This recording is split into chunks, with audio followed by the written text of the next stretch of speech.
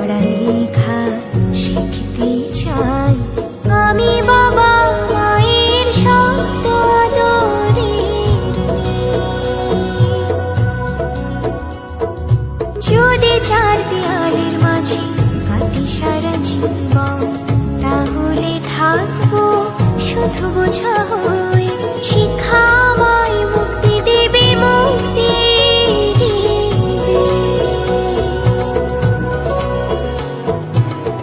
আমি তো কালকে খুশি আর আশা, আমারও তো সাধ আছে, আছে অভিলাষা।